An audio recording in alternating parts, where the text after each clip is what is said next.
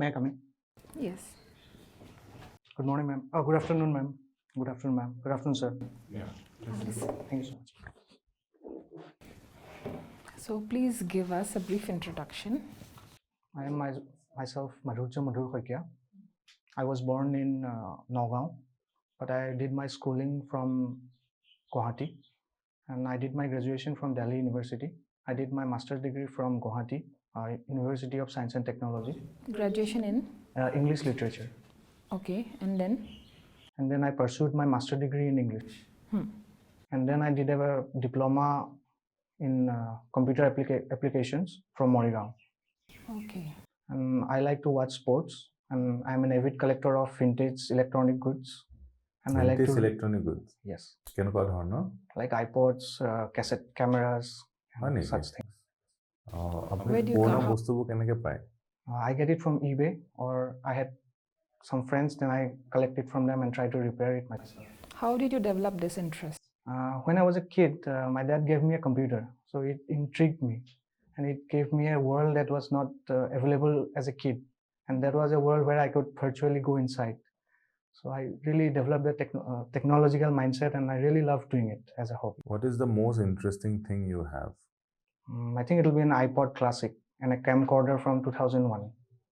Camcorder from 2001. Yes. And iPod Classic is the first iPod? Yes, sir. Okay.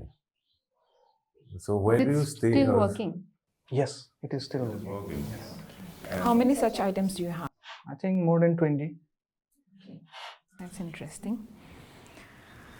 So, How would your best friend describe you? I think he would describe me as an intuitive person. Intrusive. Yes. Oh. Intuitive person. Intuitive. Person, yes.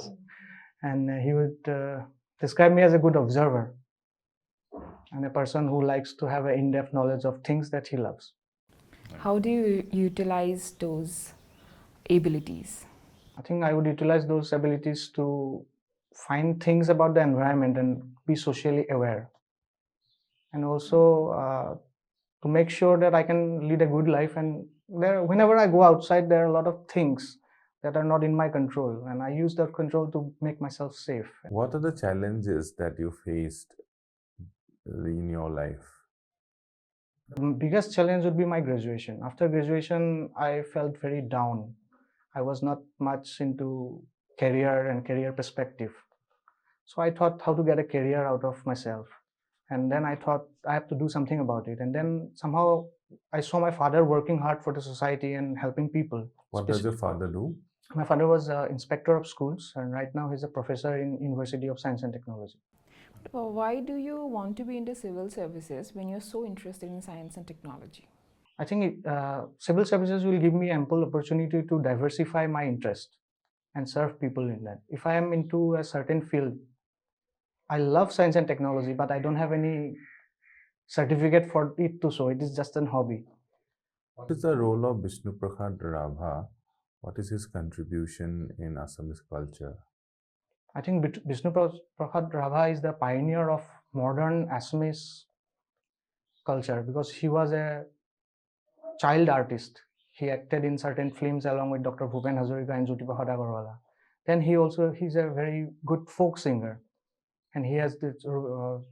Sorry, I cannot recall his songs right now, but he also wrote a lot of poems and prose. So he influenced us in such a way that he's the epitome of art and culture in the Assamese society. And the Ganeshguri flyover is also named after him. What is your biggest weakness? I think perfection. Perfection? Can it be your weakness? Yes, It's good, I think. According to me, perfection is good. Yes, but sometimes when you work with different set of people in a different environment, not all people can keep up with that perfection level of perfection. So sometimes I get frustrated when I see people not reaching to that mark. So, will you be a very unaccommodative leader? Because when you lead a team, you will have various different people of different temperaments. So, how are you going to deal with that? Perfection is one of the reasons Sachin Tendulkar never became a good captain, because he himself was a perfectionist. Right. It's a popular opinion. Yes. So that will be the same because civil service is basically leadership. Yes. So how are you going to cope with that? I think I have to take the opinion of all the stakeholders when I'm working with the people. I cannot just push or shove my views on people. How have you worked on your weakness? I have to be patient, and I have to Are learn. you working on that? Yes, sir. How? What are the measures you are taking? I'm trying to study. So whenever I'm preparing for this exam, that is a big epitome of patience. I have to wait for the moment to come. I cannot just rush in towards it. And while Since how long have you been preparing? I've been preparing sincerely since 2017. Since 2017. Okay. Do you think you resemble some actor I don't think so. or any character? Has someone said that to you? Yes, they did. Who? I cannot recall at this point. So, Poonam? yeah, can you remember any directive principles of state policy? Yes, Article 44, Uniform Civil Code. Okay. So, do you think India is now ready for having a uniform civil code?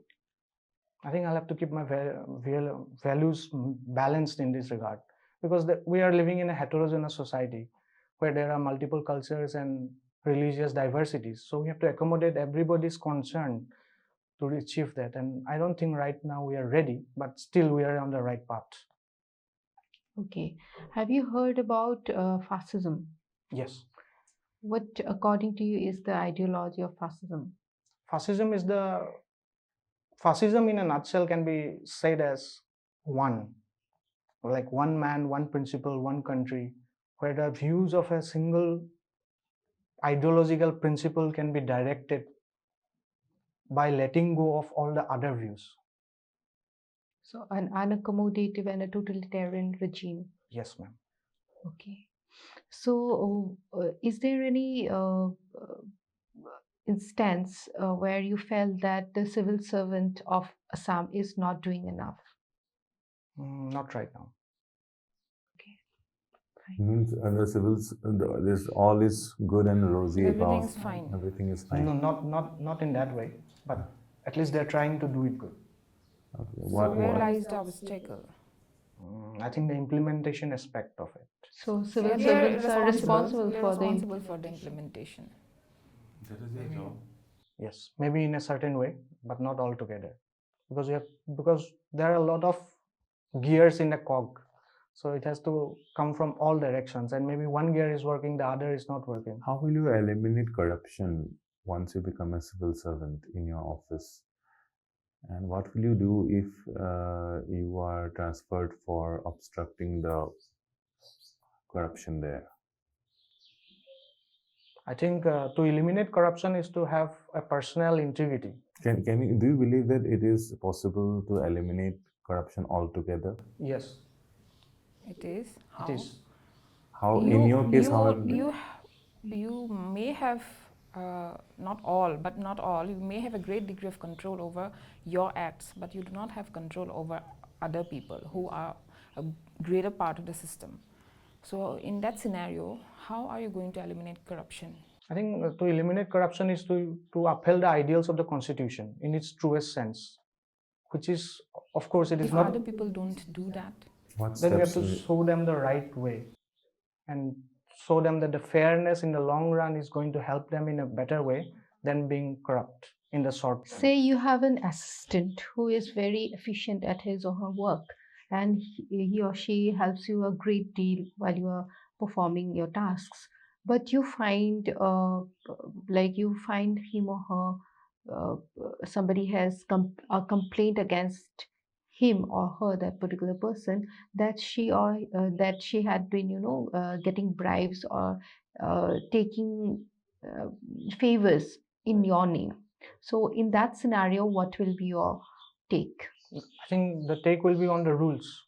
If he doesn't follow the rule, then he'll be punished by the rule, because rules are there for the punishments, not for the rewards.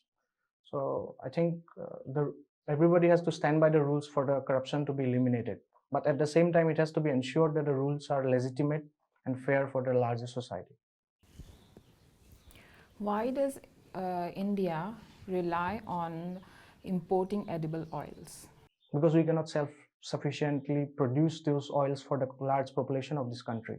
What is stopping India from? Because we have enough fertile land and human resources. Yeah, but we don't have the infrastructure or agricultural infrastructure to exploit those resources. Perhaps those resources are in such a remote and far Climatic from condition wise, is India fine for producing oilseeds? Sure, yes. You We think? lie in a tropical country, so we are very fine for. So which is the highest oilseed producing country state in India? Sir, I'm not aware of that. Okay. Thank you so much. Thank you. Thank you, sir.